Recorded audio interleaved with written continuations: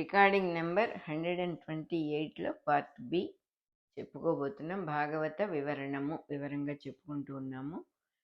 ఈ కర్దముడు అన్ని కూడా గమనించాడు. భార్య చేసే సేవలు, ఆవిడ కొంచెం సన్నబడింది, చిక్కిపోయింది, ఆ అలవాటు లేని పనులు న్యాయంగా ఆవిడకి ఇవన్నీ కూడా ఆవిడ్ని చూస్తే ఆయనకి జాలి కలిగిందిట. అంటే పక్కనున్న మనిషిని గమనించటము అనేది చేయాలంటే మనం కొంచెం స్థిమితంగా ఉంటే కానీ గమనించం.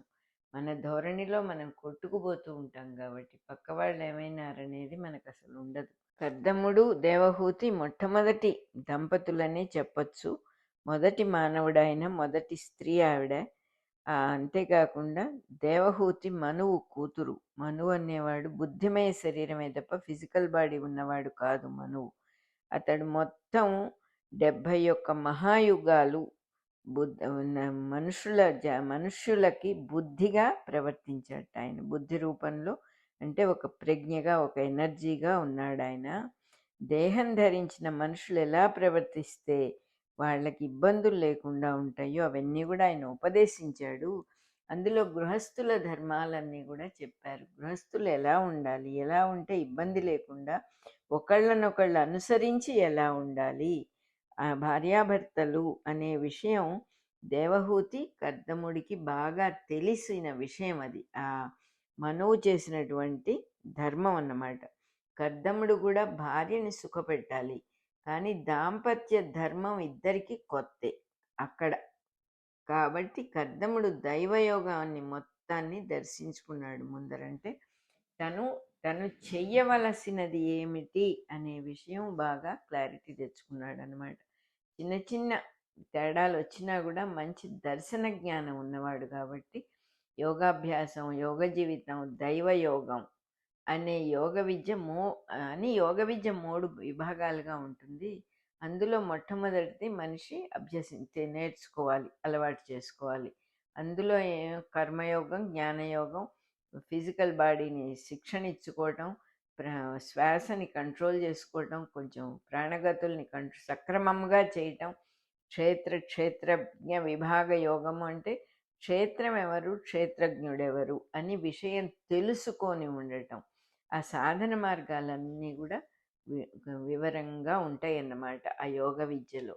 ఇంకా ఇందులో ఇతరులతో ఎట్లాంటి సంబంధం కలిగి ఉండాలి అని కూడా ఇక్కడ ఈ సాధనలో సాధించుకుంటారట వాళ్ళు. ఎంత చక్కగా చెప్పారు. మనకు ఆ సాధన ఏమీ లేదు కదా. మన కోరికలతో పెళ్ళిళ్ళు చేసుకుంటాం. మనకేదో కావాలని ఇద్దరం ఆశపడి పెళ్ళిళ్ళు చేసుకుంటాం. అవతల వాడి ఆశ తీరదు, మన ఆశ తీరదు. ఎందుకంటే మనల్ని మనం సంస్కరించుకోవటము అనేది అసలు మనం కంప్లీట్గా లేదు మన జీవితాల్లో. అందువల్ల ఇక్కడ చక్కగా రాసి పెట్టారు. ఇతరులతో ఎట్టి సంబంధము కలిగి ఉండవలెనో అది ఇచ్చట సాధింపబడును. ఈ యోగ మార్గంలో ఫస్ట్ ఇతరులతో ఎలా ఉండాలో తెలుస్తుంది. ఇందులో సాంఖ్యయోగం, జ్ఞాన విజ్ఞాన యోగం, అక్షర పరబ్రహ్మ యోగం, ఈ 3 కూడా అభ్యసింపబడును. అలవాటు చేసుకోబడతాయిట.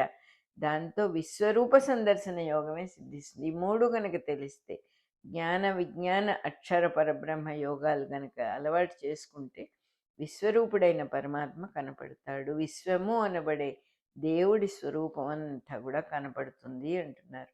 ఆ తర్వాత ఇంకా తెలియాల్సింది దైవయోగము. ఇది వ్యక్తిగత సాధనకు సంబంధించిందే కాదు అని చెప్పేశారు ఇక్కడ.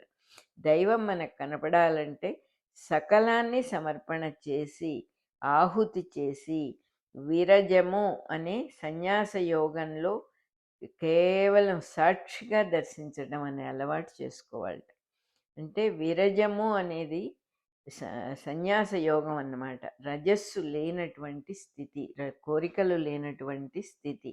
ఆ విరజము అనేటటువంటి దైవ యోగంతో అన్నిటినీ వదిలేయటం నేర్చుకున్నప్పుడు, ఆ కేవలం సాక్షిగా ఉండగలిగినప్పుడు, అంటే జరిగేవన్నీ చూస్తూ ఉంటాం. మెంటల్గా కానీ ఫిజికల్గా కానీ ఇంటర్ఫియర్ అవ్వం దేంట్లోనూ. మన మనస్సు లాగి పడేస్తూ ఉంటుంది మన ఇంట్లో జరిగే విషయాలు కానీ, మనం పక్కింటికి వెళ్తే వాళ్ళల్లో జరిగే విషయాలు కానీ మనం టక్కుమని కల్పించుకుంటాం. వాళ్ళు ఏదైనా మాట అనుకుంటూ ఉంటే ఎందుకండి అలా అంటున్నారు అని ఏదో కల్పించుకుంటాం. అలా ఉండకూడదని బోధలు చేస్తాం. ఇదంతా కూడా చాలా తెలియనితనం మనకి. అందుకని చక్కగా ఇక్కడ చెబుతూ ఉన్నారు. ఇదంత విరజము అనే సన్యాస యోగంలో సాక్షిగా నిలిచి ఉండటం, ఊరికే చూస్తూ ఉండగలగటం, ఆగగలగటం నేర్చుకోవాలి. అది చాలా అవసరము. ఆగాలి, ప్రతి దాంట్లో దూరిపోకూడదు. ప్రతి విషయంలో ఎవరు ఏది మాట్లాడినా, ఎవరు ఏ పని చేసినా దాన్ని మనం కల్పించుకున్నందువల్ల నష్టం మనకే. మనం మోక్ష మార్గానికి దూరంగా వెళ్ళిపోతాం, పరమశాంతికి దూరంగా వెళ్ళిపోతాం.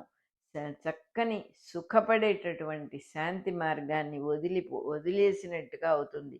ఇందులో తేనె తుట్టెలో చేయబెట్టినట్టుగా అయిపోతుంది. పైగా ఒక్కసారి ఇంట్లో జరిగే విషయాల్లో వేలో కాలో పెడితే that is the beginning, that is not the end. ఇంకా అదే, ఇంకా దాన్ని మనం మన చేయిని వెనక్కి తీసుకోలేం.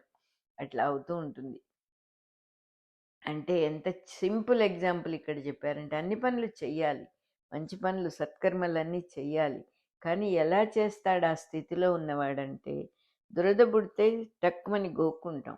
గోక్కోనా వద్దా, ఎక్కడ దురద పుడుతోంది, ఎలా గోక్కోవటం, నా చెయ్యి వాడనా, ఇంకేదన్నా ఉపాయం ఉందా, ఇవేం ఆలోచించడు. దురద పుట్టింది గోక్కుంటాడు, అయిపోయింది, ది సబ్జెక్ట్ ఈజ్ ఓవర్. అలా ఉంటాయిట సత్కర్మలు చేయటం కూడా. అలా అవసరం వచ్చింది, తన ముందుకొచ్చింది, పని చేసేసాడు. మెట్టు దగ్గరికి వచ్చాడు, మెట్టు ఎక్కేశాడు. అంతేగాని ఈ మెట్టు ఎక్కనా వద్దా, ఇది నా దగ్గరికి ఎందుకు వచ్చింది, నేను దీని దగ్గరికి వచ్చానా, అసలు ఎలా ఈ తర్జన భర్జనలు, మానసికమైన తర్జన భర్జనలు ఏమీ ఉండవు. హాయిగా జీవితం హాయిగా వెళ్ళిపోతూ ఉంటుంది. ఉదాహరణకి ముఖ్యమైన విషయాలు ఏమిటి అని ఆలోచించడు, వచ్చిన పని ముఖ్యము అని చేసేస్తూ ఉంటాడనమాట. ఆ పనులు జరిగిపోతూ ఉంటాయి కానీ చెయ్యటం ఉండదు అని చాలా క్లియర్గా చెప్పారు ఇక్కడ. అన్ని పనులు జరిగిపోతుంటాయి, ఎందుకంటే సాక్షిభూతంగా ఉన్నాడు, చూస్తూ ఉన్నాడు అంతే.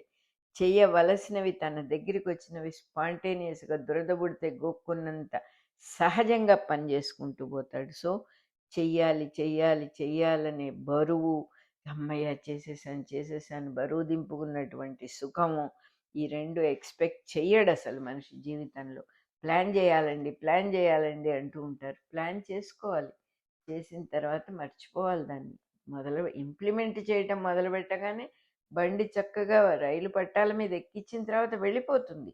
అది గుర్తుపెట్టుకోవాలి. దైవ యోగము అనేది ఒకటి ఉంది ఇక్కడ. దైవం అన్నీ చేస్తాడు, నేను చూస్తూ ఉండేవాడినే అనేటటువంటి భావంతో చాలా అప్రయత్నంగా పనులన్నీ కూడా అయిపోతాయి.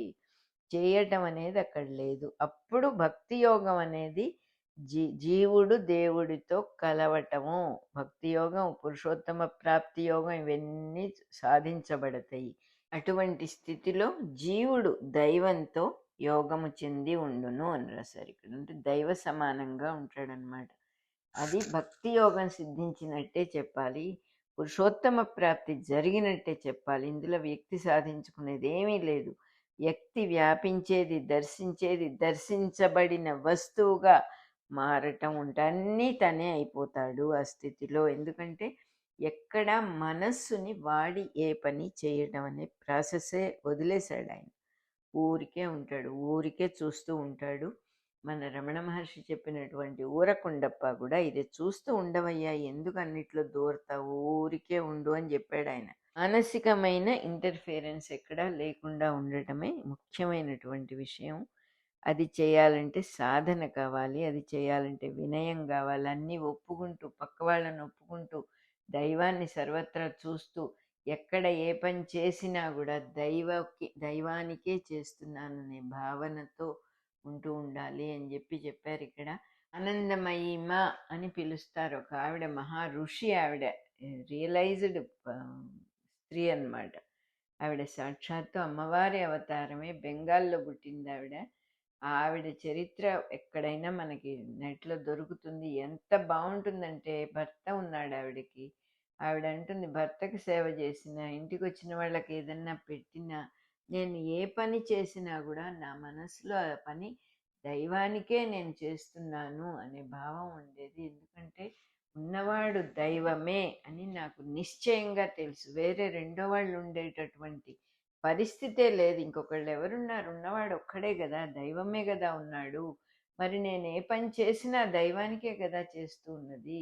పని దైవమే, చేసేవాడు దైవమే. నేను చేస్తున్నానని కూడా లేదు ఇక్కడ. ఎందుకంటే నాకు ఈ శక్తినిచ్చి నడిపించేవాడు దైవమే. ఎవరికి చేస్తున్నానో ఆయన కూడా దైవమే. ఎవరికి సేవగా చేస్తున్నానో ఆ సేవ కూడా దైవమే. పని దైవం, వ్యక్తి దైవం, చేసేవాడు దైవం, చెయ్యబడేవాడు దైవం. సమస్తము ఆ చెయ్యబడటం అనే కార్యక్రమం కూడా దైవమే. నాకు అదే భావం ఉంటుంది అని చెప్పారు ఆవిడ. మహాతల్లి నిజంగా చెయ్యెత్తి నమస్కరించవలసినటువంటి వ్యక్తిత్వం ఆవిడది. ఆవిడ పెళ్ళై చిన్నపిల్ల, బెంగాల్ అంటే చాలా పురాతనమైనటువంటి సంప్రదాయాలు ఉన్నటువంటి ప్రదేశం అది. బెంగాలీ వాళ్లకు ఆచారాలు అవి కూడా కొంచెం మూఢంగా ఉండేవి. ఆవిడ బెంగాల్లో పుట్టి చిన్నప్పుడే పెళ్ళైతే వాళ్ళ అత్తగారింట్లో వాళ్ళు అనుకునేవాళ్ళుట, ఈ పిల్ల చిన్నపిల్ల మన ఇంటికి వచ్చినప్పటి నుంచి ఏమిటో పరిస్థితులన్నీ మారిపోయి ఇల్లంతా ఒక ఆనందంగా అయిపోయింది, ఒక ఆనందం కలుగుతోంది ఈ అమ్మాయి వల్ల మనకి అనుకునేవాళ్ళుట.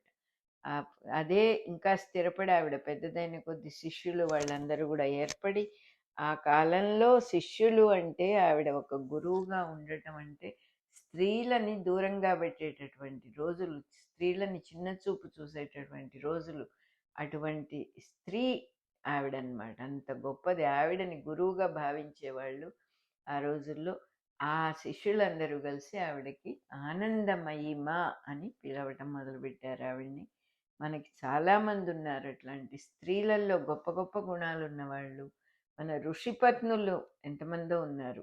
అలా కాకుండా మనకి తెలిసిన వాళ్ళు ఈ మధ్య కాలంలో కర్ణాటకలో అక్క మహాదేవి అని ఒక ఆవిడ ఉన్నారు. ఆవిడ చాలా గ్రేట్ పర్సన్.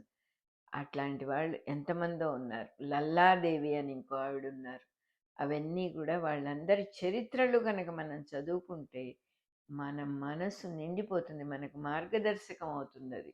భాగవతంలో చెప్పినటువంటి భాగవతులే వాళ్ళందరూ కూడా నిజంగా. మన రికార్డింగ్ నెంబరు 128 దాంట్లో పార్ట్ బి అయిపోయింది.